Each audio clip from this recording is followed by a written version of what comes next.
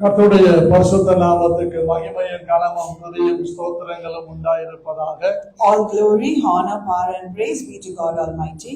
இந்த ஆசீர்வதிக்கப்பட்ட இந்த நல்ல காலை வேளையிலே சபையிலே கூடி வந்திருக்கிறவங்க யாவரையும் அன்போடு வணங்கி வாழ்த்தி நான் வரவேற்கிறேன். I greet and welcome the congregation who have gathered here this morning for the morning service. அன்பான கர்த்தருடைய பிள்ளைகளே, இந்த நாட்களிலே பரிசுத்த ஆவியானவர் நம் மத்தியிலே பலமான காரியங்களை செய்து கொண்டு வருகிறார், அதிசயங்களை காண்பித்து கொண்டு வருகிறார், ஆசீர்வதித்து வருகிறார். My beloved children, these days the Holy Spirit is being mightily in our midst and He is doing greater things and giving us a lot of blessings. அன்பான கர்த்தருடைய பிள்ளைகளே, நாம் இந்த நாளுக்குரிய ஆசீர்வாதமான வார்த்தைகளை கேட்டு நாம் தேவனால் பலப்படுவோமாக. My beloved people, let's get strengthened and built in the name of the Lord by listening to the powerful verses from the scripture. நம்முடைய ஆசீர்வாதத்திற்காக எஸ்ராவின் புத்தகம் 8ஆம் அதிகாரம் 30 மற்றும் 31 வசனங்களை உங்களுக்காக நான் வாசிக்கிறேன். For our blessing, I would like to highlight from a book of Ezra, chapter 8, verses 30 and 31. அப்படியே அந்த ஆசாரியரும் லேவியரும் அந்த வெள்ளியையும் பொன்னையும் பனிமுட்டுகளையும் எருசலேமில் இருக்கிற எங்கள் தேவனுடைய ஆலயத்திற்கு கொண்டு போகும்படிக்கு நிறுத்து வாங்கி கொண்டார்கள். நாங்கள் எருசலேமுக்கு போக 1ஆம் மாதம் 12ஆம் தேதியிலே அகாவா நதியை விட்டு பயணம் புறப்பட்டோம்.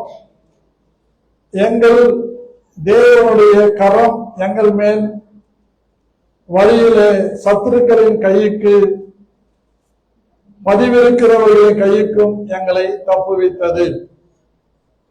It says, so the priest and the Levites took the weight of silver and the gold and the articles to bring them to Jerusalem unto the house of God. Then we departed from the river of Ahava on the 12th day of the first month to go unto Jerusalem, and the hand of our God was upon us, and He delivered us from the hand of the enemy and of such as lay in wait by the way. அடுத்த 2 வசனங்களையும் உங்களுக்காக நான் வாசிக்கிறேன். அங்கே எருசலேமுக்கு வந்து நாங்கள் எருசலேமுக்கு வந்து அங்கே 3 நாள் இருந்த பின்பு 4ஆம் நாளிலே அந்த வெள்ளியையும் பொன்னும் பனிமுட்டுகளும் எங்கள் தேவனுடைய ஆலயத்தில் ஆசாரியனாகிய உரியாவின் குமாரன் மெரமோத்தின் கையிலும் பினேகாசின் குமாரன் எலியாசாரின் கையிலும் எல்லாவற்றிற்கும் இருந்த நிறையின்படியையும் நிறுத்து ஒப்புவிக்கப்பட்டது. யெசுவாவின் குமாரன் யோசபாத்தும் பின்னூயின் குமாரன் நோவதியாவும் என்கிற லேவியரும் அவர்களோட கூட இருந்தார்கள். I would like to continue to read a couple of verses. Now on the 4th day, where the silver and the gold and the articles weighed in the house of God by the hand of Mermoth the son of Uriah the priest, and with him was Eleazar the son of Phinehas, and with them was Josabad the son of Jeshua, and Noadiah the son of Binnui Levites, with the number and weight of everything, and all the weight was recorded at that time. அன்பான தேவனுடைய பிள்ளைகளே,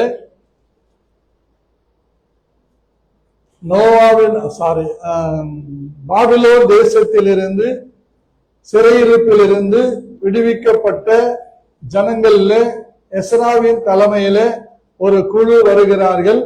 அவர்கள் அகாவா என்கிற நதிக்கரையிலே 3 நாட்கள் தங்கி இருக்கிறார்கள். My beloved people, from the people of set of people delivered on the head of, with the head like Ezra, they are just moving. They were around 1496 people, and they are moving near the river Ahava and stayed there for 3 days. இப்பொழுது அவர்கள் அகாவா நதியாண்டையிலிருந்து புறப்பட்டு எருசலேமுக்கு போகிறார்கள். அங்கே போன அந்த சம்பவத்தை தான் நாம் இன்றைக்கு வாசித்திருக்கிறோம். We have read a scenario where those people started from Ahava and moving towards Jerusalem, and we are going to meditate it further. இந்த அகாவா என்கிற பெயருக்குள்ள அர்த்தம் எவ்வளவு பேரு ஞாபகத்துல வச்சிருக்கிறீங்கன்னு தெரியல. ஆனாலும் மறுபடியும் உங்களுக்கு ஞாபகப்படுத்தும்படியாக சொல்லுகிறேன். அகாவா என்றால் அன்பு என்று சொல்லப்பட்டிருக்கிறது. I'm not sure how many of you remember the meaning for a river named Ahava. Let me tell it to you, it's love. அகாவா என்றால் லவ், அகாவா என்றால் எசன்ஸ், அகாவா என்றால் பீயிங், அகாவா என்றால் generation. Ahava means it's a source, essence, and it's a presence, and it's a being, and it's also known as generation. அதாவது அன்பு சாரமுள்ளதாகவும் எப்பொழுதும் நிறைந்திருக்கிறதாகவும் தலைமுறை தலைமுறைகளுக்கு உள்ளதாகவும் இருக்கிறது என்பது அதனுடைய பொருள். So the meaning comes this way. It says love stays as an essence for generations to generations to understand what it is, and it's never shaken. இந்த அகாவா என்கிற இந்த பெயரின் அடிப்படையிலே நாம் வாசிக்கும் போது இது முழுக்க முழுக்க பரிசுத்த ஆவியானவரை நமக்கு காண்பிக்கிறது. When we read in depth to understand what Ahava is, it symbolizes the Holy Spirit for us.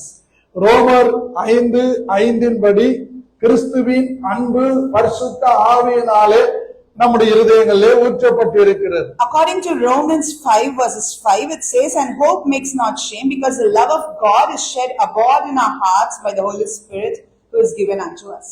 எப்படி உப்பானது அக்கினியினாலே சாரமிடப்படுகிறதோ பரிசுத்த ஆவியானவராலே கிறிஸ்துவின் அன்புக்குள்ளாக நாம் சாரமேற்றப்படுகிறோம்.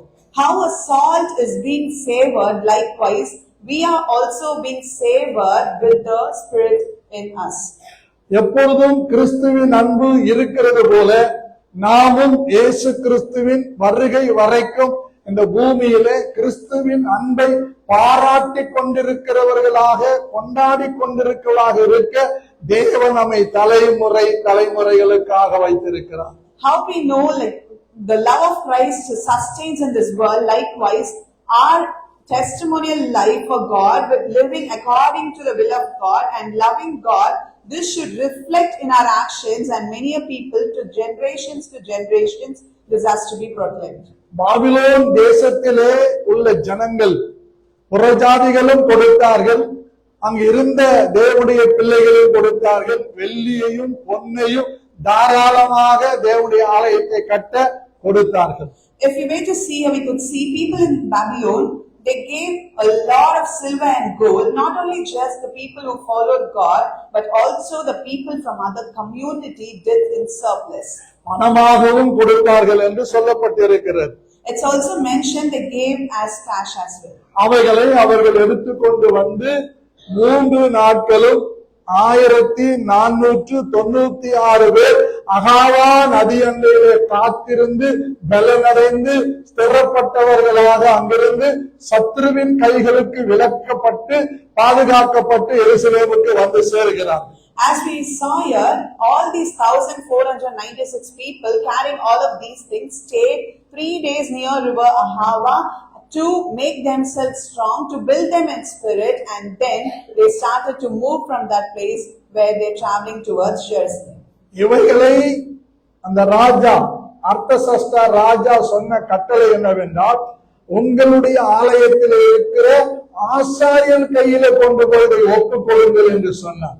What the order did Artaxerxes gave to people, he said, give it to the priest where you are, so that you shall be blessed. ஆனால் இந்த நாட்களிலே ஆவிக்குரிய சபைகளிலே தேவனுடைய நாமத்தை மகிமைப்படுத்தும்படி தங்களை ஊழியக்காரர்களுக்கு ஒப்பு கொடுக்கிறதற்கு பதிலாக அவர்களாகவே சுயமாக தன்னுடைய வாழ்க்கையை நடத்தி கொண்டிருக்கிறதை நாம் பார்க்கிறோம். But these days we could see many people rather surrendering themselves, committing themselves to the pastor in the church, handing them over to the pastor in the church. They are doing it all by their own self, based on their own understanding. ஒரு சிலர் இப்படி சொல்லிக் கொள்ளுகிறார்கள், நாங்கள் இங்கே pastor Titus ஐ மூலமாய் ரட்சிக்கப்படவில்லை, Titus ஐ மோகன் எங்களை ரட்சிப்பு நடத்தல, அவர் எங்களுக்கு ஞானசானம் கொடுக்கல, ஆகவே நாங்க அவருக்கெல்லாம் அடங்கி இருக்கணும்னு அவசியம் இல்லை அப்படின்னு சொல்லிக் கொள்றவங்க நிறைய பேர் இருக்கிறாங்க. ஆனா வேதம் சொல்லுகிறது, அவர்கள் பாபிலோன் தேசத்திலிருந்து கொண்டு வந்த எல்லா பொருள்களையும் அந்த எருசலேமில் இருக்கிற ஆசாரியர் கையிலே ஒப்பு கொடுக்கிறதை நாம் பார்க்கிறோம். Many people here are still saying that we were not redeemed through Pastor Titus I. Mohan, we are not baptized through Pastor Titus I. Mohan, so it's not necessary for us to obey to his orders or listen to what he says. But here the scripture says people from Babylon, according to the king's order, they are expected to hand over everything to the priest in Jerusalem. அங்கே 1496 பேரில் அநேகம் பேர் Babylon தேசத்திலே பிறந்தவர்கள், Babylon தேசத்திலே இருந்தவர்கள். ஆனால் அவர்கள் இங்கே வந்து தங்களை ஆசாரியர்களுக்கு ஒப்புக் கொடுக்கிறார்கள், அவர்கள் கொண்டு வந்த பொருள்களையும் ஒப்புக் கொடுக்கிறார்கள். Here when we see from this 1496 people, most of them were born in Babylon, they were brought up in Babylon, yet as they move to Jerusalem, they are committing themselves, surrendering themselves to the priest in the church, and they're handing over all that they brought along with them. ஆகவே சபையாராகிய உங்களை வெள்ளியும் பொன்னுமாக தேவன் வைத்திருக்கிறார் என்றால், நீங்கள் தேவனுக்கு முதலாவது உங்களை ஒப்புக் கொடுக்க வேண்டும், இரண்டாவது ஊழியக்காரர்களுக்கு உங்களை ஒப்புக் கொடுத்திருக்க வேண்டும். Therefore, church, when you are considered to be as silver and gold in the eyes of the Lord, you are expected to surrender yourself to the Lord first and to the pastor in the church. நிறைய பேருக்கு வேதத்திலே வெளிப்பாடுகள் கிடைப்பதில்லை, ஆனால் மற்ற பாடுகள் எல்லாம் கிடைக்கிறது. தேவனை அறிகிற அறிவுக்கு தங்களை ஒப்புக் கொடுக்கிறதில்லை, மற்ற காரியங்களுக்கெல்லாம் தங்களை ஒப்புக் கொடுத்து தங்கள் வாழ்விலே நாசமாகிறவர்கள் தான் அநேகம் பேர் இருக்கிறார்கள். There are many people who are not ready to commit their ways to the Lord and listen to what God says, to understand the vision and prophecy that God has kept for them. Rather, they would do everything as they wish according to the word. ஒருவேளை உங்கள் தனிப்பட்ட விதத்திலே நீங்கள் சுவிசேஷத்தை பிரசங்கிக்கிறவர்களாக இருக்கலாம், அல்லது ஜெபிக்கிற தீர்க்க தரிசன கிருபை பெற்றவர்களாக இருக்கலாம். நீங்கள் எந்த நிலையிலே எப்படி இருந்தாலும் நீங்கள் ஒரு சபைக்கு உட்பட்டவர்கள், சபையில் இருக்கிற ஊழியக்காரனுக்கு உட்பட்டவர்கள் என்பதை மறந்து போகிறார்கள். அதை இன்றைக்கு நான் தைரியமாய் உங்களுக்கு அறிவிக்கிறேன். நீங்களும் உங்களுடையவர்களும் சபையில இருக்கிற ஊழியக்காரனுக்கு அது அர்ப்பணிக்கப்பட வேண்டும், ஒப்புக் கொடுக்கப்பட வேண்டும். My beloved people, many might think that we don't belong to this, we don't belong to that. So we have a great vision spirit, we have a spirit to proclaim prophecy, we have a spirit to anoint people, we have a spirit to deliver people. Whatever it could be, God might have given you all these gifts based on His love towards you and your obedience towards it. It doesn't mean that you shouldn't respect the church or the pastor in the church. Here the scripture says very clearly, you and whatever belongs to you has to be committed and submitted in the church. நீங்கள் கண்டிப்பாக சுவிசேஷ ஊழியம் செய்ய வேண்டும், நீங்கள் கண்டிப்பாக தீர்க்க தரிசனம் சொல்ல வேண்டும், நீங்கள் கண்டிப்பாக கர்த்தருடைய நாமத்தை மகிமைப்படுத்த வேண்டும். ஆனால் சபை என்று வரும்போது சபையினுடைய ஒழுங்குகளுக்கும் சட்ட திட்டங்களுக்கும் நீங்கள் உட்பட்டவர்கள் என்பதை மறந்து போகக்கூடாது. இந்த செய்தி நமக்கு அதுதான் கற்றுக் கொடுக்கிறது. My beloved people, it's very important. Definitely you have to be a person who could prayerfully proclaim prophecy, and you could also be a person who have to do evangelism. It's very, very important for every one of us in day-to-day life. You could do anything for that matter, but you shouldn't forget that you have to submit yourself in the presence of the Lord, and that is one thing that scripture is teaching us today. உங்களுடைய புரிதலுக்காக ஒரு சில வார்த்தைகளை நான் வாசிக்க விரும்புகிறேன். 2 கொரிந்தியர் 8ஆம் அதிகாரம் 1 முதல் 5 வசனங்களை உங்களுக்காக நான் வாசித்து காண்பிக்கிறேன். கவனமாக கேளுங்கள். For your understanding, I would like to highlight few verses and read it for you. Firstly, let's turn to book of 2 Corinthians chapter 8 verses 1 to 5. அன்றியும் சகோதரரே, மக்கோதோனியா நாட்டு சபைகளுக்கு தேவன் அளித்த கிருபையை உங்களுக்கு அறிவிக்கிறோம். அவர்கள் மிகுந்த உபத்திரவத்தினாலே சோதிக்கப்படுகையில் கொடிய தரித்திரமுடையவர்களாயிருந்தும் தங்கள் பரிபூர்ண சந்தோஷத்தினாலே மிகுந்த உதாரத்துவமாய் கொடுத்தார்கள். மேலும் அவர்கள் தங்கள் திராணிக்கு தக்கதாகவும் தங்கள் திராணிக்கு மிஞ்சியும் கொடுக்க தாங்களே மனதுள்ளவர்களாய் இருந்தார்கள் என்பதற்கு நான் சாட்சியாய் இருக்கிறேன். தங்கள் உபகாரத்தையும் பரிசுத்தவான்களுக்கு செய்யப்படும் தர்ம ஊழியத்தின் பங்கையும் நாங்கள் ஏற்றுக்கொள்ளும்படி அவர்கள் எங்களை மிகவும் வேண்டிக் கொண்டார்கள். மேலும் நாங்கள் நினைத்தபடி மாத்திரம் கொடாமல் தேவனுடைய சித்தத்தினாலே முன்பு தங்களை தாங்களே கர்த்தருக்கும் பின்பு எங்களுக்கும் ஒப்பு கொடுத்தார்கள் என்று பவுல் சொல்லுகிறதை பார்க்கிறோம். Here we could see, moreover, brethren, we want you to know of the grace of God bestowed on the churches of Macedonia, how that in a great trial of affliction and abundance of their joy, and their deep poverty abounded unto the riches of their liberality. For there unto their ability I bear record, and beyond their ability they were willing of themselves, begging us with much entreaty that we would receive the gift and take upon us a fellowship of the ministering to the saints. And this they did, not as we expected, but first gave their own selves to the Lord and unto us by the will of God. இங்கே தெளிவாக சொல்லுகிறது, 3 நாட்கள் அகாவா நதியை விட்டு 4வது நாள் எருசலேமுக்கு வந்து சேருகிறார்கள். எருசலேமில் வந்து வெள்ளியும் பொன்னும் பனிமுட்டுகளும் எங்கள் தேவனுடைய ஆலயத்தில் ஆசாரியனாகிய உரியாவின் குமாரன் மெரமோத்தின் கையிலும் பினேகாசின் குமாரன் எலியேசாரின் கையிலும் எல்லாவற்றிற்கும் இருந்த நிறையின்படியே நிறுத்தி ஒப்புவிக்கப்பட்டது. As it's clearly mentioned here, 3 days they stayed near the river Ahava, and the 4th day they are traveling towards Jerusalem with the silver and gold and the articles weighed in the house of God by the hand of Mermoth the son of Uriah the priest, and with him was Eleazar the son of Phinehas, and with them was Joseph the son of Jeshua, and Nodiah the son of Binnui Levites. ஆகவே அதற்கு அத்தாட்சியாக சாட்சியாக யோசுவாவின் குமாரன் யோசபாத்தும் பின்னூயின் குமாரன் நோதியாவும் என்கிற லேவியரும் அவர்களோடு கூட இருந்தார்கள் என்று வேதம் சொல்கிறது. To testify all this and to witness these things, with them was Joseph the son of Jeshua, and Nodiah the son of Binnui Levites was with them. என்னை கேட்டுக்கொண்டிருக்கிற அன்பு தேவனுடைய பிள்ளைகளே, தேவனுடைய வார்த்தையின்படி முதலாவது நம்மை கர்த்தருக்கும் பின்பு ஊழியக்காரருக்கும் ஒப்பு கொடுக்கப்பட்டிருக்க வேண்டும் என்கிற சத்தியத்தை நீங்கள் விளங்கிக் கொள்ள வேண்டும், புரிந்து கொள்ள வேண்டும். சபையிலே நீங்கள் எல்லாவற்றிலும் ஈடுபாடு கொண்டு கர்த்தருடைய ஊழியத்தை கட்டி எழுப்ப வேண்டும். My beloved people, to all of you who are listening to me, let me tell you very clearly, the scripture reveals us a secret in detail. It says, first we have to surrender ourselves to the Lord and to do things according to the will of the God. So we have to surrender ourselves to the pastor in the church. To all the people out here, to my church, I would like to tell you, you have to build yourself in ministering God, whatever obstacles, whatever hindrances you get through, but you have to stay for the will of God. மற்றும் ஒரு காரியத்தை உங்களுக்கு நான் சொல்லுகிறேன்.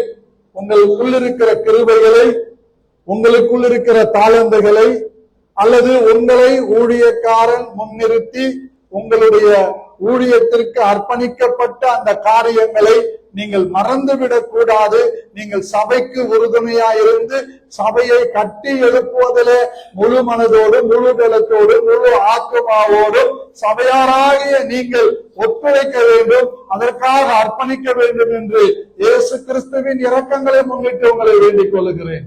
My beloved people, I tell this all to you, please you all, with the name of the Lord and Savior Jesus Christ, according to His grace, let me tell you, you could have possessed a grace from the Lord, you could have got a lot of talents in you, you could have also been anointed by the pastor in the church to do different type of ministries, and yet if you have forgotten them, I would like to remind you all, you are expected to do all these ministries and build the church for the glory of God and magnify Him.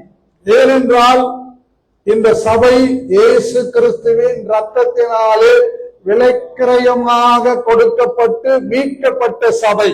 If you ask me why, I would like to tell you all, this church has been brought by the blood of Jesus Christ, which was shed on the cross for you and me.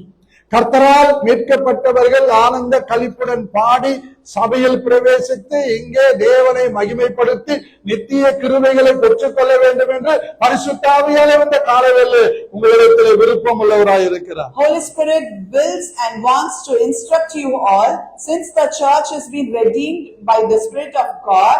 He would like to tell you all with His grace that all the people in the church are expected to do only the will of God and live according to His words.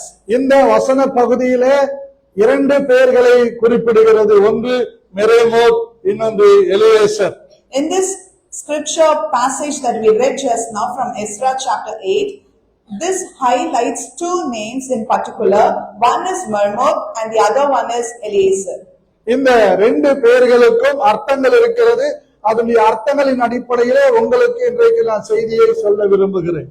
These two names has its own meaning, and based on those meanings I would like to convey the sermon to you. அதாவது மெரமோத் என்றால் உயர்வு என்று, உயர்வு, உயரங்கள் என்று பொருளாகப்படுகிறது.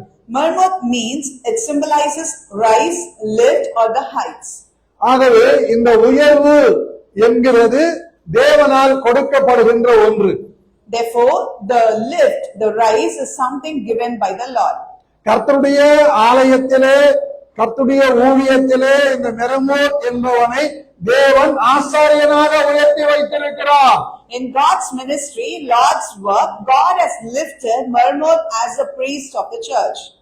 ஆண்டவர் கர்த்தருடைய பிள்ளைகளாகிய உங்களையும் ஆசாரியராகவும் லேவியராகவும் தேவனுடைய நாமத்தின் மகிமைக்காக தேவனை உயர்த்தும்படிக்கு உங்களை பரிசுத்த ஜாதியாகவும் சந்ததியாகவும் இந்த பூமியிலே சபையிலே வைத்திருக்கிறார்.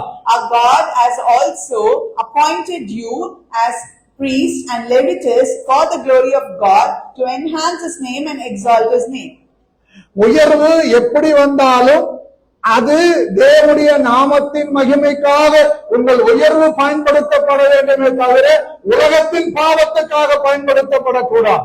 We could have received rise or heights, or we could have been lifted high, and this lift should be used only to magnify God's glory and kingdom and not for our personal purposes. தேவன் எப்பொழுதும் நம்மை உயர்ந்த இடத்திலே வைத்து பார்க்க விரும்புகிறார். ஒரு தகப்பன், ஒரு தாய் தன் பிள்ளைகள் உயர்ந்த நிலைக்கு வர வேண்டும் என்று எதிர்பார்க்கிறது போலவே உங்களுக்காக எனக்காக சிலுவையிலே ரத்தம் சிந்தி மரித்து உயிர்த்தெழுந்து அடக்கம் பண்ணப்பட்டு மூன்றாம் நாள் உயிரோடு எழுந்து பரலோகத்திலே ஒரு ஸ்தலத்தை ஆயத்தப்படுத்திக் கொண்டிருக்கிற சீக்கிரமாய் வரப்போகிற இயேசு கிறிஸ்துவும் நீங்களும் நானும் உயர்ந்தவர்களாய் இருக்க வேண்டும் என்று விரும்புகிறார். God always wants and wishes us to be in a higher position, higher place, to be in a greater heights. As Jesus Christ came into this world, crucified, and on the third day He rose again. He shed all His blood for us, just for us. And now on the third day He rose again and He's seated in the right hand of the Father. And even now He has been taking of intercessory prayer for us, just to get redeemed from all the sins, whatever we do even today. பக்கத்துல இருக்கிறவங்களுடைய முகத்தை பார்த்து அப்படி கையை கொடுத்து, கை வச்சிருக்கிறீங்களா, முகத்தை வச்சிருக்கிறீங்களா, அப்படி ஒரு smile பண்ணுங்க. Look at your neighbors' faces and leave a smile and hold their hands. ஒரு சிலருடைய முகங்களை பார்க்கும்போது கொல்லெடுத்து முகத்திலே பார்த்தால் பொறியாகி விடும் போல இருக்கிறது. I could see some faces, if I throw the horse drum, it would burst. சொல்லுங்க, நீங்க யாரும் கீழானவர்களாய் இருக்க தேவன் உங்களை அழைக்கவில்லை. God has not called us to be down. ஒருவேளை சாப்பாட்டுக்காக கஷ்டப்படுவதற்காக உங்களை ஆண்டவர் அழைக்கவில்லை. God did not call us, appoint us to struggle for a meal. 10 ரூபாய்க்கு 100 ரூபாய்க்கு யாசம் கேட்பதற்காக ஆண்டவர் உங்களை அழைக்கவில்லை. God did not call us to beg and ask for favor. சாகிற வரைக்கும் நீங்க கடன்காரலா இருந்து சாகணும்னு தேவன் உங்களை அழைக்கல. God did not call you to be a debtor until your death. உங்களை உயர்ந்த இடத்திலே வைக்கவே தேவன் அழைத்திருக்கிறார். God called you to put you in a greater height. தேவன் உங்களை உயர்த்துவார். God lifts you high. மேன்மையாக வைப்பார். You shall be lifted உங்க and சொந்த exalted ஜனங்கள் நடுவிலேயும், in front of your relatives, அந்நிய ஜனங்கள் நடுவிலேயும் among the other people. நீங்க தான் அப்பா டக்கர். You shall be great. நீங்க யாரும் இப்பா டக்கரா இருக்க கூடாது. You shall not be less than நீங்க anyone. எல்லாம் அப்பா டக்கரா இருக்கணும். You shall be great. ஆமென். விசுவாசிக்கிறவன் மாத்திரம். We will have faith. அல்லேலூயா.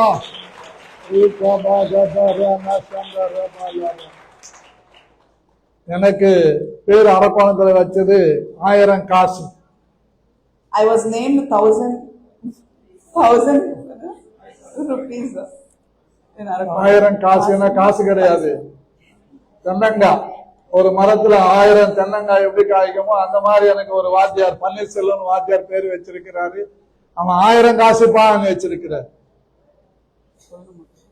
தென்னை மரம், கோகனட் ட்ரீ. அதாம்மா சொல்லுமா.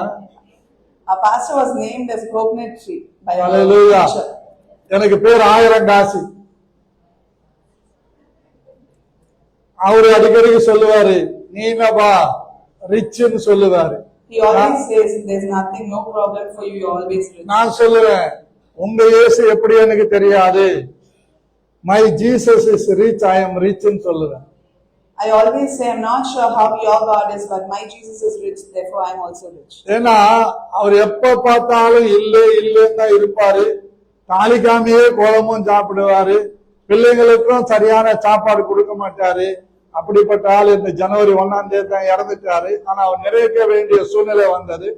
ஆண்டவர் நம்மை யாருக்கு முன்பாகவோ இழப்பமாகவோ இழிவாகவோ கீழ்த்தரமாகவோ நம்மை படைக்கவில்லை, அதற்காக நம்மை அழைக்கவில்லை, ரட்சிக்கவும் இல்லை. That teacher, he always be like he doesn't have anything, he lacks something, he always says there's nothing with him.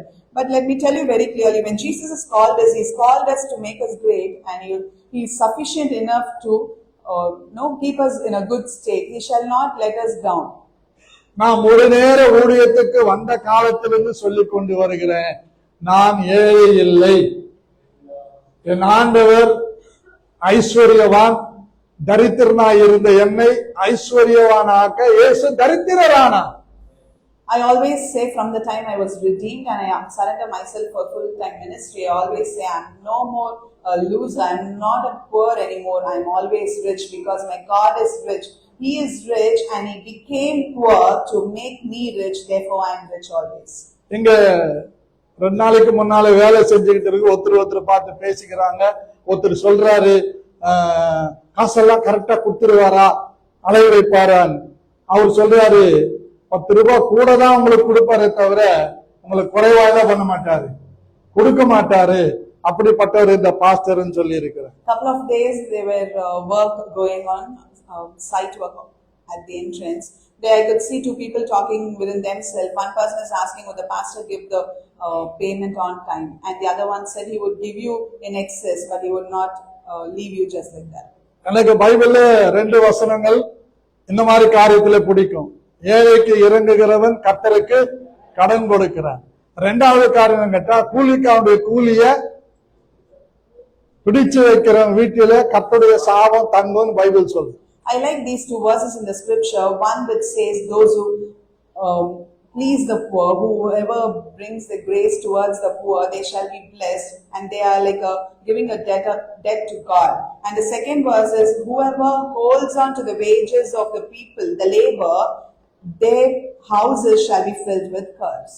ஆகவே கர்த்தருடைய பிள்ளைகளாகிய நாம் யாரும் சிறுமைப்பட்டவர்கள் என்று சொல்லிக் கொள்வதை விட, சிறுமைப்பட்டிருக்கிற நம்மை வெறுமையாக விடாமல் உயர்வாக வைக்க இயேசு நமக்காக தரித்திரரானார். Therefore, people, those who are chosen by God, instead of telling yourself you are a loser or you are a poor, you could say that my God is rich and he became poor just to make me rich, and keep yourself upgraded. 2-3 ஆண்டுகளுக்கு முன்பு வேலூரில் இருந்து ஒரு போதகர் என்னோட பேசினார். ஐயா, நீங்க crypto கரன்சில சேர்றீங்களா?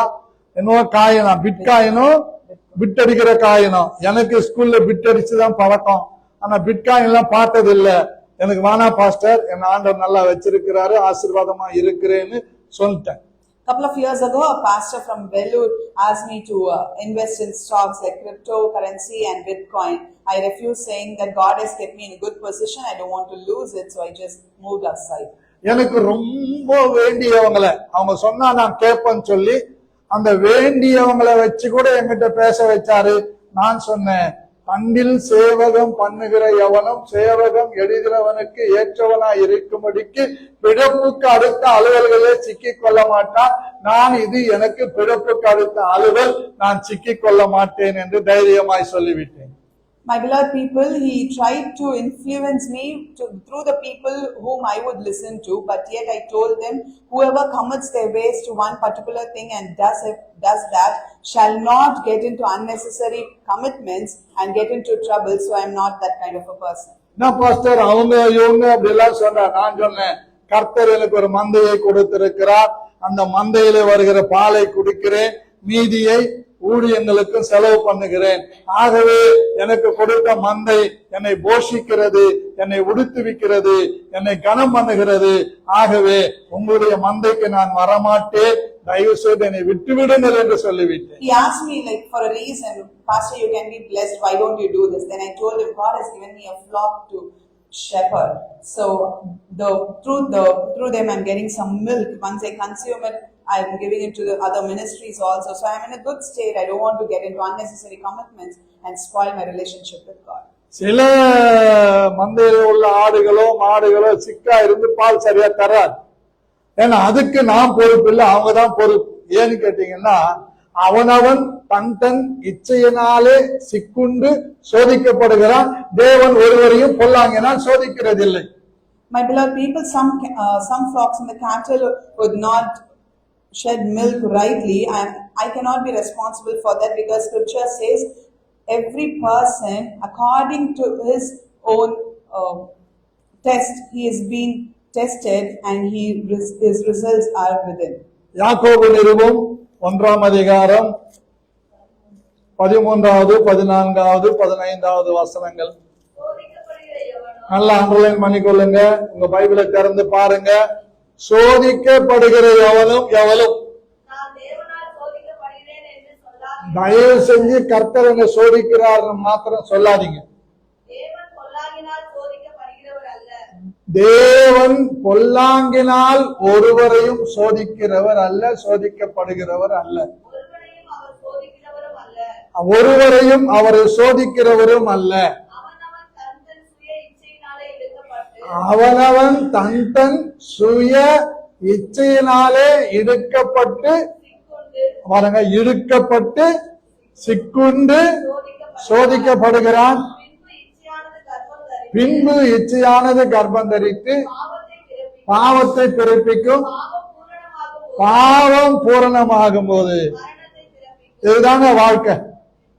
Let's turn to book of James chapter 1 verses 13, 14 and 15. It says, let no man say when he is tempted, I am tempted of God, for God cannot be tempted with evil, neither tempts he any man. But every man is tempted when he is drawn away of his own lust and enticed. Then when lust has conceived, it brings forth sin, and sin, when it is finished, brings forth death. கிராமத்துல சொல்லுவாங்க, கழுதையை மேய்ச்சாலும் கம்பெனில மேய்டானுவாங்க, இல்லைன்னா கவர்மெண்ட்ல மேய்டானுவாங்க. கழுதை மேய்ச்சா கூட அங்க போய் மேய், கவர்மெண்ட்ல மேய், சம்பளம் கொடுக்கும் கவர்மெண்ட். அதே தாங்க எல்லாருக்கும். நீ கழுதையை மேய்ச்சாலும் கரெக்டா மேய், அது உனக்கு பலன் தரும். In the villages, there is a saying that if you want to flock, you can do it. Flock the donkeys, you can do it in any concern or in the government offices, so that you get paid every month. கழுதையை மேய்க்கதான் உலகத்தான் சொல்லி இருக்கிறான். ஆனா நீ அங்க போய் ஆடு மாடு மேய்ச்சனா அது ஒண்ணும் தெரியாது. கம்பெனில போய் கழுதை மேய். The worldly person says you go to the companies and serve like a donkey. If you're going to serve like a cow and cattle, definitely that will not serve the purpose. இன்னைக்கு நிறைய பேருடைய உயர்வு வராம தடுக்கப்படுவதற்கு காரணம் அவரவர்களுடைய சுய புத்தி, அவருடைய சுய விருப்பம், அவரவர்களுடைய சுய இச்சையின்படி இழுக்கப்பட்டு சிக்குண்டு சோதிக்கப்படுகிறார்கள். Today many people couldn't reach greater heights, they couldn't be blessed because of their own will, their own test, their own lust. That is what is testing them, and they are getting into it. உனக்கு தேவன் கொடுத்திருக்கிற சம்பளத்தை நீ அழகாக எடுத்து வைத்து பாவித்தால் நீ குறைவில்லாமல் உயர்வு அடைந்து கொண்டே இருக்கலாம் என்பது என்னுடைய பிரசங்கத்தின் மூலமாய் செய்தி. I would like to convey one thing through my sermon today. When you receive a salary, when you can manage it in a very capable manner, when you can put it right, definitely you can reach greater heights.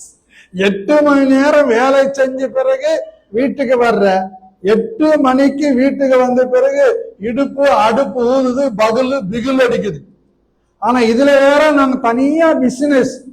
அது business இல்ல, அது cashless. My beloved people, we tend to work for 8 hours in a day, and after returning back home, we really feel tired after 8 long hours. And many people wanted to do additional business over that, but this is unnecessary strain, and this will keep you, very tired and fuzzy. ஆகாத சம்பாஷணைகள் உன் உயர்வை கெடுக்கலாம். ஆகாத சம்பாஷணைகள் உன் நல்லொழுக்கத்தை கெடுக்கலாம். ஆகாத சம்பாஷணைகள் உன் ஆத்மாவை கெடுக்கலாம். ஆகாத சம்பாஷணைகள் உன்னை கொலை செய்யவும் வரலாம். Unnecessary commitments might spoil your own virtues. Unnecessary commitments would spoil your work. Unnecessary commitments would spoil you as a person, and it might also lead you to death. அன்னாள் ஒரு அருமையான ஜெபத்தை செய்கிறான். 1 சாமுவேல் 2ஆம் அதிகாரம் 1 to 6 வசனங்கள் வரைக்கும் நான் வாசிக்கும் போது அங்க அருமையாக அந்த வசனங்கள் சொல்லப்பட்டிருக்கிறது. ரொம்ப ரொம்ப ரொம்ப ரொம்ப ஆச்சரியமானது. In the book of 1 Samuel chapter 2 from 1 to 6 we could see Sister Hannah had done a beautiful prayer, and when we read it we would have a lot of understanding towards it. பைபிள்ல எனக்கு ரொம்ப பிடிச்ச ஒரு ஜெபம் இந்த அன்னாளுடைய இந்த ஜெபம். The most favorite prayer for me from the Bible is Hannah's prayer. அப்பொழுது அன்னாள் ஜெபம் பண்ணி, என் இருதயம் கர்த்தருக்குள் களிகூறுகிறது, என் கொம்பு கர்த்தருக்குள் உயர்ந்திருக்கிறது, என் பகைஞரின் மேல் என் வாய் திறந்திருக்கிறது, உம்முடைய ரட்சிப்பினால் சந்தோஷப்படுகிறேன். And Hannah prayed and said, my heart rejoices in the Lord, my heart is exalted in the Lord, my mouth boasts over my enemies, because I rejoice in your salvation. இன்னைக்கு நிறைய பேரு பெரிய கொம்பனா இருப்பாங்க, ஆனா கிம்பனா மாறி போவாங்க. காரணம் என்னன்னு கேட்டா, ஆண்டவரை பிடித்து கொள்ளாம உலக பிரகாரமான ஐஸ்வர்யத்தையும் உலக பிரகாரமான ஆசைகளையும் பின்பற்றி போகும்போது அவர்கள் தரை மட்டும் விழுந்து போவார்கள். அவர்களை எழுப்பி விடுவது கூடாத காரியம். Today many people consider themselves as they are exalted like a horn, but many a times they fall deep because they do it out of their lust and temptations, but that doesn't please God. When they fall deep, they'll be in a pit. திரைக்கடல் ஓடியும் திரவியம் தேடு என்று தான் சொல்லிக்கிறாங்களே தவிர திரைக்கடல் ஓடியும் திருடனாகுன்னு சொல்லல. There's a saying that you might go for a longer run and you can search for something good, something priceless, but they did not ask you to become a thief. எனக்கு தெரிந்த ஒரு கர்த்தருடைய பிள்ளை, அவரு ரொம்ப நல்ல அருமையான மனுஷன். வேலை வாங்கி கொடுத்தாங்க, துபாயில போய் வேலை செஞ்சாரு. இன்னும் அவருக்கு பண ஆசை வந்த உடனே சைட் பிசினஸ் இறங்கினார். அந்த ஷேக் வீட்லயே கை வச்சிட்டார். இப்ப ஜெயில இருக்கிறார். அவருக்கு பேரும் விசுவாசி தான். I know a believer. He was basically a very good person. He was helped by another person and got a job in Dubai, wherein he had a good job, yet he found that was not sufficient. So he got into unnecessary commitments, and with the same landlord's house, he started to steal and do things. Now he is in prison. எங்க அவர் engineering படிச்சுட்டு daily 500 ரூபாய் தான் வேலை சம்பளம். அங்க போய் மாசம் 2 லட்சம் ரூபாய் சம்பளம் இந்திய பணத்துல. அது காணாதுன்னு சொல்லி அங்க இருக்கிற எவனோட சேர்ந்து அவர் ஒரு பிசினஸ்ல இறங்கி அந்த பிசினஸுக்கு தலைவராக இருக்கிற அந்த ஷேக் முதலாளி வீட்டிலேயே கை வச்சாங்க. அங்க சிசிடிவி கேமரா அவங்களுக்கு தெரியல, அது பட்டன் கேமராவா, அதுல மாட்டிக்கிட்டாங்க. இப்ப எல்லாரும் ஜெயில இருக்கிறாங்க. Being an engineer, he was earning 500 per day, but after going to Dubai, he got like 2 lakhs per month. Yet he felt insufficient and started to do something which is illegal, and when he was caught through a CCTV, and now he is in jail. இங்கே அன்னாளை போல நாம் ஜெபிக்க பழக்கம் உள்ளவர்களாக இருக்க வேண்டும். அன்னாளை போல தைரியமாக நாம் ஜெபிக்க வேண்டும். அன்னாள் ஜெபிக்கிற ஜெபம் என்ன? என் இருதயம் கர்த்தருக்குள் களி கூறுகிறது. உன் இருதயம், என் இருதயம் கர்த்தருக்குள் களி கூறாம நீ எதுல களி கூறினாலும் கண்டிப்பா ஒரு நாளைக்கு ஜெயில களி தின்னுதான் ஆகணும். We have to pray like how Hannah had prayed here. Her prayer is very simple yet beautiful. She says, "My heart rejoices in the Lord." Our hearts are expected to rejoice in the Lord. If it doesn't rejoice in the Lord, then we have to be in a very troublesome situation where nobody would be there to help. அவ அழகா சொல்றா பாருங்க, என் கொம்பு கர்த்தருக்குள் உயர்ந்திருக்கிறது.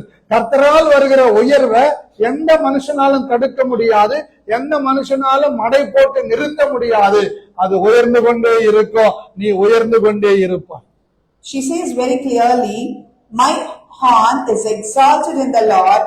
When God gives exaltation, when God exalts you, nobody can stop you. When God has to make you a greater person, in a better position, nothing could stop you. You will be exalted and you will glorify God. நான் உங்களுக்கு சொல்லுகிறேன், உங்கள் இருதயம் கர்த்தருக்குள் களி கூர்ந்தால் உங்க கொம்பு கர்த்தருக்குள் உயரும். Let me tell you very clearly, if your heart rejoices in the Lord, definitely your horns shall be exalted in God. இந்த ஒரு காரியம் எந்த மனுஷனுக்குள் நடக்கிறதோ அவர்கள் சத்துருக்களுக்கு முன்பாக வாய் திறக்கும், கர்த்தர்களை ஆசீர்வதித்திருக்கிறார் என்று சொல்லோ, அவர்கள் முக்கியமாக கர்த்தருடைய ரட்சிப்பினால் நான் சந்தோஷப்படுகிறேன் என்று சொல்லுவார்கள். In whichever man or women this particular thing is possessed, definitely they would say their mouth shall boast over the enemies and they would rejoice in their salvation. இரண்டாவது வசனம் சொல்றா பாருங்க, கர்த்தரை போல பரிசுத்தம் உள்ளவர் இல்லை, உண்மை இல்லாமல் வேறு ஒருவரும் இல்லை, எங்கள் தேவனை போல வேறொரு கன்மலையும் இல்லை. இதுதான் இந்த ரட்சிப்பின் சந்தோஷத்தில் இருக்கக்கூடிய வாயிலிருந்து வருகிற, இருதயத்திலிருந்து வெளிப்படுகிற ஒரு ஆசீர்வாதமான வெளிப்பாடு. Second verse says, "There is none holy as the Lord, for there is none beside you, neither is there any rock like our God." These kind of verses would come only out of the mouth of people who rejoices in their salvation. நம்ம அழகா சொல்றாங்க, இந்த பெருமை பீத்தலை இனிமே பேசாத. என்ன பேசாத? பெருமை பீத்தெல்லாம் பேசாத. நம்ம சொல்றாங்க, இனி மேன்மையான பேச்சை பேசாதிருங்கள், அகமையான பேச்சு உங்கள் வாயிலிருந்து புறப்பட வேண்டாம். கர்த்தர் ஞானமுள்ள தேவன், அவர் செய்கைகள் யதார்த்தம் அல்லவோ. Here she's saying everything very simple and a neat way. She says, talk no more very proudly. Proud is something God is against it. And she says, let not arrogance come out of your mouth, for the Lord is a God of knowledge and by him actions are weighed. பலவான்களின் வில் முறிந்தது, தள்ளாடினவைகளோ பலத்தினால் இடைகட்டப்பட்டார்கள். எல்லாம் அழகா சொல்றாரு பாருங்க, பலவான்களுடைய வில் முறிந்தது. அப்புறம் பாருங்க அழகா சொல்றாரு, தள்ளாடினவர்களோ என்ன ஆயிட்டாங்க? யதார்த்தம் எப்படி இருக்கிறாங்களாம்? பலத்தினால் இடைகட்டப்பட்டார்கள். The fourth verse says, the bows of the mighty men are broken, and they that stumbled are clothed with strength. Here it's very clearly mentioned, the bows of mighty men. However mighty you could be, your bows will be broken when you boast yourself and exalt yourself. But the people, those who stumbled and trembled, they were clothed with strength. ஐந்தாவது சொல்ற பாருங்க, திருப்தியா இருந்தவர்கள் அப்பத்துக்காக கூலி வேலை செய்கிறார்கள், பசியா இருந்தவர்களோ இனி பசியாகிறார்கள், மலடியா இருந்தவள் ஏழு பெற்றால் அநேகம் பிள்ளைகளை பெற்றவளோ அலட்சியப்பட்டார். Fifth verse says, they that were full have hired out themselves for bread, and they that were hungry ceased to hunger, so that the barren has borne 7, and she that has many children has grown feeble. எனக்கு அன்பானவர்களே, நன்றாய் கவனியுங்கள். கர்த்தர் கொல்லுகிறவரும் உயிர்ப்பிக்கிறவருமாய் இருக்கிறார். அவரே பாதாளத்தில் இறந்தவும் அதிலிருந்து ஏற பண்ணுகிறவர். கர்த்தர் தரித்திரம் அடைய செய்கிறவரும் ஐஸ்வர்யம் அடைய பண்ணுகிறவருமாய் இருக்கிறார். அவர் தாழ்த்துகிறவரும் உயர்த்துகிறவரும் ஆனவர். அவர் சிறியவனை புழுதிலிருந்து எடுத்து எளியவனை குப்பையிலிருந்து உயர்த்துவார். அவர்களை பிரபுக்களோடு உட்காரவும் மகிமையுள்ள சிங்காசனத்தை சுதந்திரிக்கவும் பண்ணுகிறார். பூமியின் அஸ்திபாரங்கள் கர்த்தருடையவைகள், அவரே அவைகளின் மேல் பூச்சக்கரத்தை வைத்தார். My beloved people, these are the verses that God is telling us today very clearly. It says the Lord kills and makes alive. He brings down to the grave and brings up. The Lord makes poor and makes rich. He brings low and lifts up. He raises up the poor out of the dust and lifts up the beggar from the rubbish, to set them among princes and to make them inherit the throne of glory. For the pillars of the earth are the Lord's, and He has set the world upon them. என்ன அருமையான வார்த்தைகள் பாருங்க. இத படிச்ச ராத்திரி எனக்கே ரொம்ப டிஃபரெண்டா இருந்தது. வித்தியாசமா விளங்குது. அப்படியே கண்ணெல்லாம் கலங்கிச்சு. என்ன அருமையா சொல்றாரு பாருங்க. தெளிவா சொல்றார். சிறியவனை புழுதிலிருந்து எடுக்கிறாராம், எளியவனை குப்பையிலிருந்து உயர்த்துகிறாராம். அவளை கீழ்மட்டத்தில் வைக்கலையா, பிரபுக்களுக்கு முன்னால கொண்டு போய் நிறுத்துகிறார். இது யாருக்கு அப்படி என்றால், கர்த்தருக்குள் களி கூறுகிறவர்களுக்கு, ரட்சிப்பினால் களி கூறுகிறவர்களுக்கு, ரட்சிப்பினால் சந்தோஷமா இருக்கிறவர்களுக்கு கர்த்தர் நிச்சயமாக ஒரு மேன்மையான உயர்வையும் ஆசீர்வாதத்தையும் வைத்திருக்கிறார். Look how beautiful the verse is. When I read it yesterday, the entire passage, it shook me out and my tears rolled down. This says very clearly, God raises up the poor out of the dust and lifts the beggar from the rubbish. He would make them princes and He would make them inherit the throne of the Lord. All these things will happen to the people who rejoices in their salvation and rejoices in the Lord.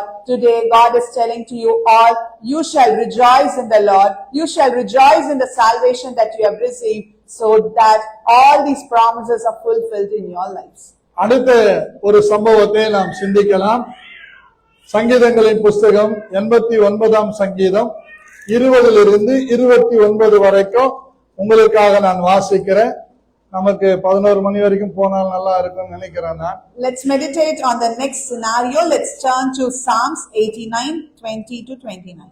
பாருங்க, 89 சங்கீதம் 89ல 20 என்ன அழகா சொல்றாரு பாருங்க. என் தாசராகிய தாவீதை கண்டுபிடித்தேன், என் பரிசுத்த ஸ்தலத்தினால் அவனை, பரிசுத்த தைலத்தினால் அவனை அபிஷேகம் பண்ணினேன். என் கை அவனோட உறுதியாயிருக்கும், என் புயம் அவனை பலப்படுத்தும். சத்ரு அவனை நெருக்குவதில்லை, நியாயக்கேட்டின் மகன் அவனை ஒடுக்குவதில்லை. அவன்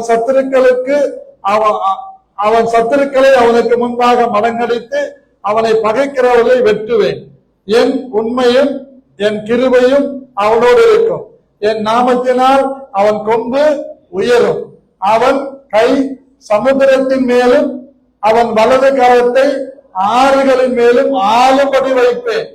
அவன் என்னை நோக்கி, நீர் என் பிதா, நான் தேவன், என் ரட்சிப்பின் கண்மலை என்று சொல்லுவான். நான் அவனை எனக்கு முதற் பேரானவனும் பூமியின் ராஜாக்களை பார்க்கிலும் மகா உயர்ந்தவனும் ஆக்குவேன். என் கிருபையை என்றென்றைக்கும் அவனுக்காக காப்பேன். என் உடன்படிக்கையை அவனுக்காக உறுதிப்படுத்தப்படும். அவன் சந்ததி என்றென்றைக்கும் நிலைத்திருக்கும். அவன் ராஜாசனம் வானங்கள் உள்ள மட்டும் நிலைத்திருக்கவும் செய்வேன். இது அவனுக்கு கொடுக்கப்பட்டிருக்கிற வாக்குத்தத்தம். This is the promise that God has given unto him. It says, I have found David my servant, with my holy oil I have anointed him, with whom my hand shall be established. My arm also shall strengthen him. The enemy shall not outwit him, nor the son of wickedness afflict him. And I will beat down his foes before his face, and plague them that hate him. But my faithfulness and my mercy shall be with him, and in my name shall his horn be exalted. I will set his hand also in the sea, and his right hand in the rivers. He shall cry unto me, You are my Father, my God, and the rock of my salvation. Also I will make him my firstborn, higher than the kings of the earth. My mercy will I keep for him forevermore, and my covenant shall stand fast with him. His descendants also will I make to endure forever, and his throne as the days of heaven. இந்த வசனங்களை நீங்கள் வீட்டிலே போய் மறுபடியும் படித்து பாருங்கள். இவைகள் எப்படி தாவீது சொல்லுகிறார்? சங்கீதம் 51ல அவன் செய்த பிழை நிமித்தமாக தன் பாவங்களை அறிக்கையிட்டு தேவனோட ஒப்புரவாகிறான். அந்த ஒப்புரவான பிறகு அவனுக்கு கொடுக்கப்பட்ட தீர்க்க தரிசனம். I request you all to read this passage once again after you get back to your residences. This is the promise that God has given to David after, if we could see in Psalm 51, after he reconciles with God, realizing his mistake, he repents and reconciles with God, and that's when God is telling all these verses as a promise to him. சில நேரங்களிலே நன்றாக போய் கொண்டிருப்போம், ஒரு நாய் குறுக்க வரும், கீழே விழுவோம், கையில் அடிப்படும், தலையில் அடிப்படும். அப்படிப்பட்ட நேரத்தில் பரவாயில்ல, கையில அடிபட்டுச்சு, இந்த கையை வெட்டி வீசிடுவோம் நம்ம சொல்றது இல்லை.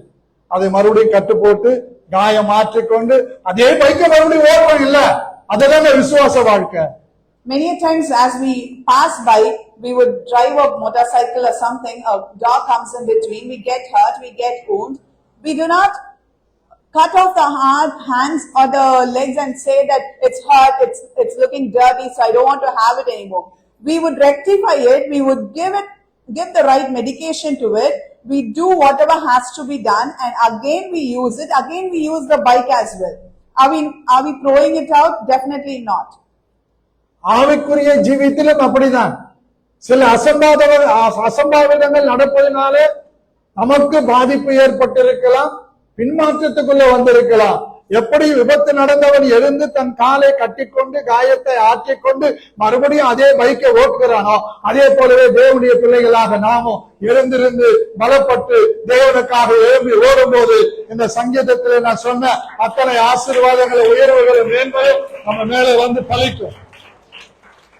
Likewise, in our lives, in our spiritual life especially, when we tremble a bit, when we get into a kind of a sin which we are not ought to be, yet we are doing it because of the temptations that we come across, it doesn't really mean that we have to break the relationship between God and us.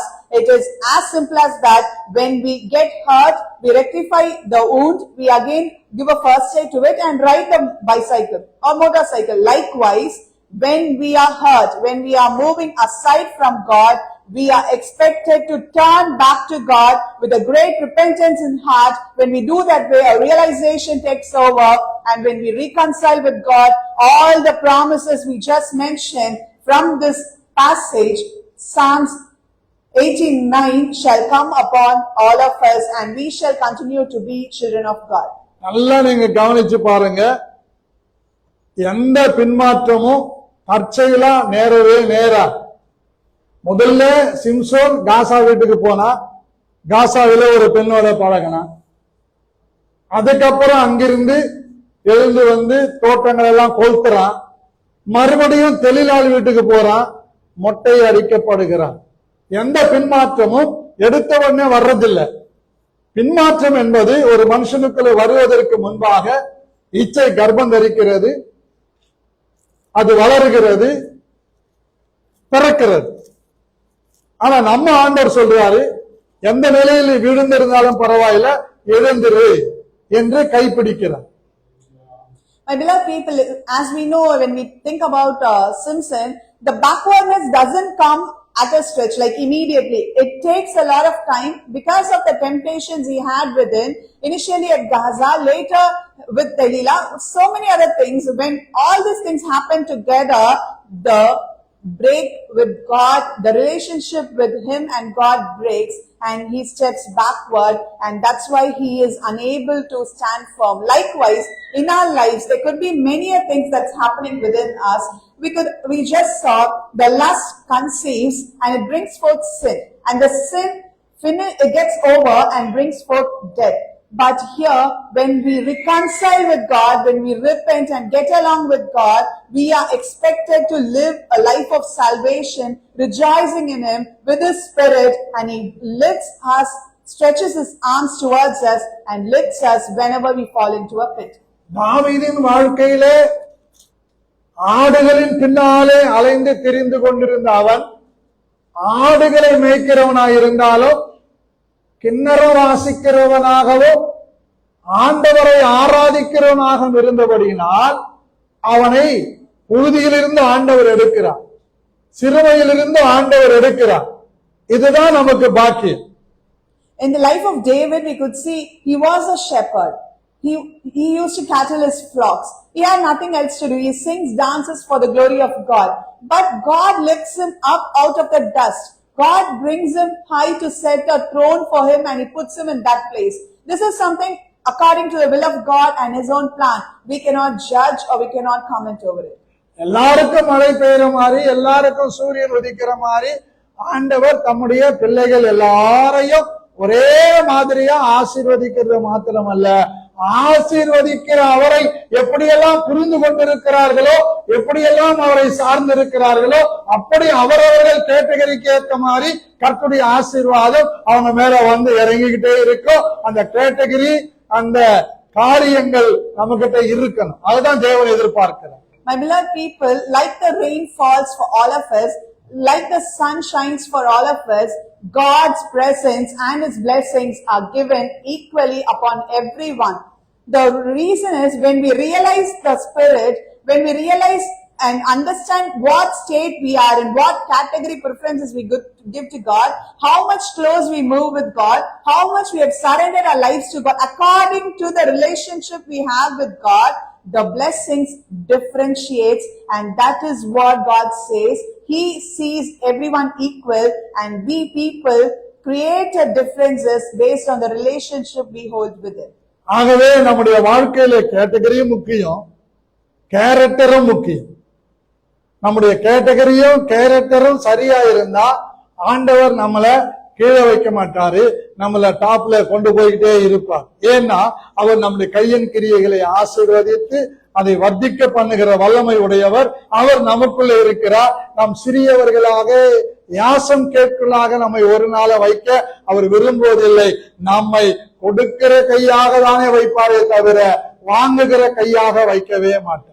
My beloved people, here as we saw, category and character both plays a vital role, and everything is important for any Christian individual. Here we could say when we are living according to the will of God with a great character and a goodness in us, definitely He is a God who lifts us from the dust and multiplies our blessings. He is not someone who stops all our blessings, but He multiplies everything, exalts us over everything. He is not a God who puts us down or keeps us in a low standard, but He exalts us for His own glory, and we are called to tell His name. Category வலது கையானால் character இடது கை. இந்த ரெண்டு கை இருந்தாதான் எதையாகிலும் செய்ய முடியும். இந்த கை உள்ளவங்கிட்ட தான் எதையும் ஆண்டவர் கொடுப்பார், இல்லாதவங்கிட்ட எப்படி கொடுப்பார்? If category is in one hand, character should be another hand. Both of them play a vital role, equal role. When we have both the hands, God could give any responsibility to us, any blessing to us, whatever He wants us to do. Only when we possess both the hands, He would give that to us. Otherwise, He would not be able to give it. ஆகவே இந்த தாவீதுடைய கேரக்டரும் தேவனுக்கு ஏற்றதா இருந்தது. அவனுடைய சொல்லுங்க category character category ரெண்டாவனுக்குள்ள இருந்தது. என்னன்னு கேட்டா, தன் பிழைகளை உணர்கிறவன் யார்? தன் பிழைகளை உணர்கிறவரா? இவன் தான் கேட்டகரி. தன் பிழைகளை உணர்கிறவன் யார்? அவன் தான் கேரக்டர். இந்த ரெண்டு எங்க இருக்குதோ அங்க உயர்வு இருக்கும், மேன்மை இருக்கும், புகழ்ச்சி இருக்கும். எல்லாருக்கும் முன்பாக அவர்கள் கனத்துக்குரியவர்களாக இருப்பார்கள். அவர்கள் கனவீனமாயிருக்கும் போது அவர்களை யாரெல்லாம் அற்பமாய் எண்ணினார்களோ அவர்களை தேவன் கனத்துக்குரியவர்களாய் மாற்றும் போது கனவீனமாய் எண்ணினவர்கள் அவரிடத்திலே போய் நிற்பார்கள். சத்தியம் இதுதான். My beloved people, David found grace in the eyes of the Lord because of his character and category. You might think what it is. Category is nothing but he was in a position to realize his mistake, and character is he was able to realize his mistake. When he realized his mistake, he reconciled with God, and God indeed lifted him, exalted him, and put him in a high place. When we do the same thing, definitely God will help us to be exalted, lifts us high, and ensures that we sustain with a category and a character as per His will. David category is best and best. David character is good and good. They are same. That is same. God lift up David. தாவீதினுடைய தரமும் அவனுடைய தராதரமும் ஒரே லெவல்ல இருந்ததுனாலதான் கர்த்தர் அவனை உயர்த்தும்படியாய் கர்த்தர் தீவிரித்தார். அல்லேலூயா. கை தட்ட மாட்டீங்களா தாவீதுக்கு? Praise the Lord. பக்கத்துல கையை பிடிச்சு சொல்லுங்க, ஏன் உம்முன்னு இருக்கிறீங்க? Hold on to your neighbors and say, why do you pastor இன்னும் கொஞ்ச நேரத்துல முடிச்சிடுவேன், so கவலைப்படாதீங்க. do not worry. தாவீது மாதிரி Like David, உங்க கேரக்டரும் your character, உங்க கேட்டகரியும் நல்ல பேசிக்ல இருந்தா if it's in a good place, நீங்க பயங்கரமா லிப்ட் ஆயிடுவீங்க. you shall be exalted. உங்களை மட்டமா நினைச்சவங்க எல்லாம் People who look உங்களை down இப்படி பார்ப்பாங்க. would lift up their head. ஒருவேளை இப்படி கொண்டு வந்து உங்களுக்கு முன்னால் நிறுத்துவாங்க. They may bring in. இதுதான் தேவனுடைய செயல், This is the actions of the இதுதான் தேவனுடைய மகிமை. This is a ஆமென். நீங்க எல்லாரும் நிறமோத், நீங்க எல்லாரும் நிறமோத், உயர்வானவர்கள், கனத்துக்குரியவர்கள், மரியாதைக்குரியவர்கள். கர்த்தருக்கு மகிமை உண்டாவதாக. You all are respectful, you all are glorified and magnified for the glory of God. May God's name be praised.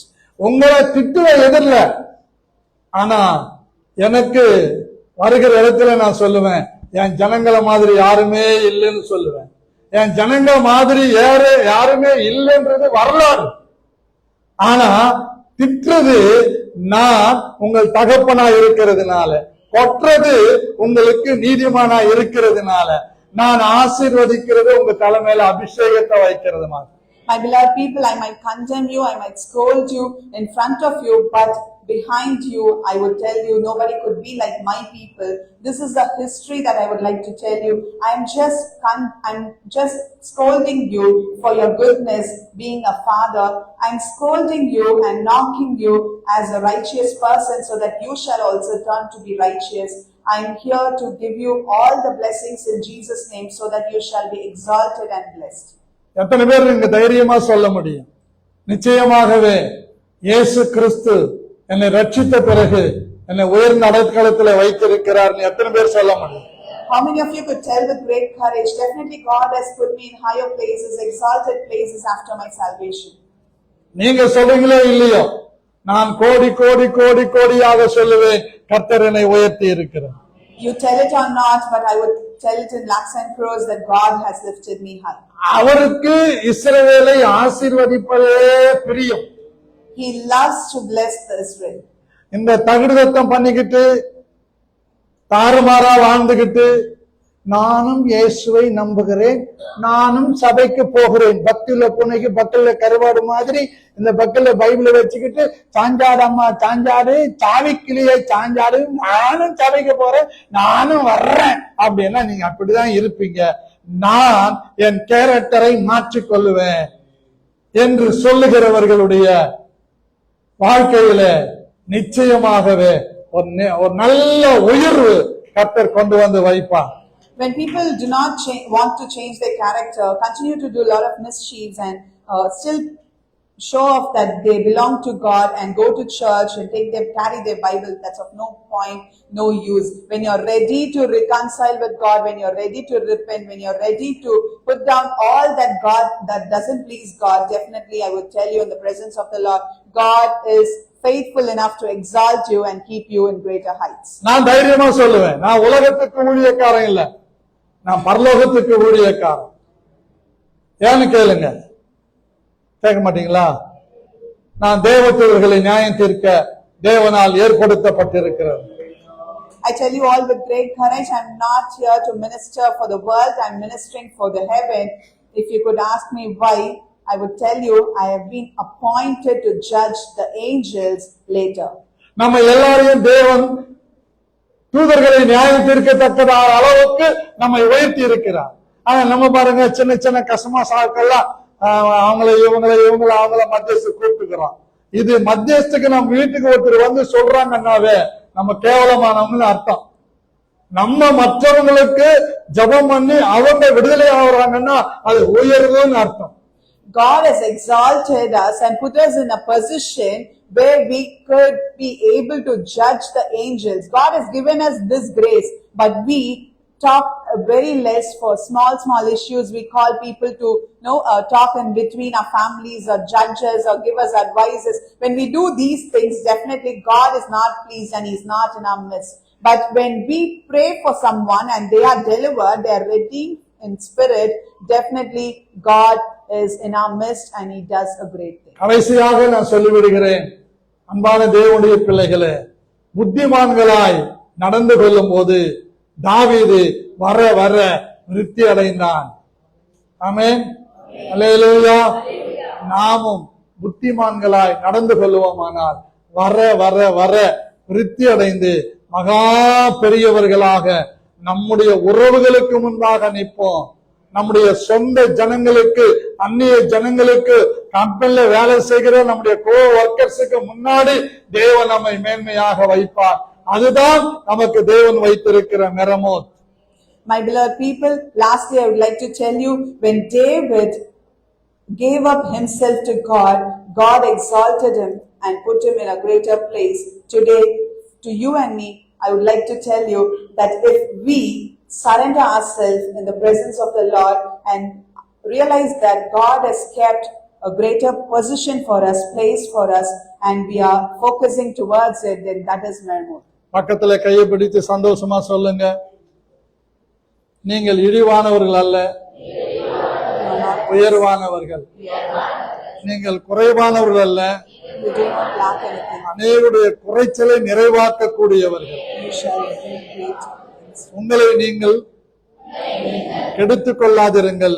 Do not spoil yourself உங்க கேட்டகரியும் உங்க கேரக்டரும் and your character. சரியா இருந்தா கர்த்தர் உங்களை உயர்ந்த இடத்துல வைப்பார். God will put you in higher place. அதை அந்நிய கண்கள் அல்ல, Not the other eyes. உங்க கண்களே காணும். Your own eyes இந்த shall see. வருஷம் முடியறதுக்குள்ளே காணும். Before this year ends, you shall see. ஆமென். கைகளை வச்சிருக்கிறவங்க நல்லா ஆளுகளை கலைந்து எல்லாம் எழுதிருக்கலாம்.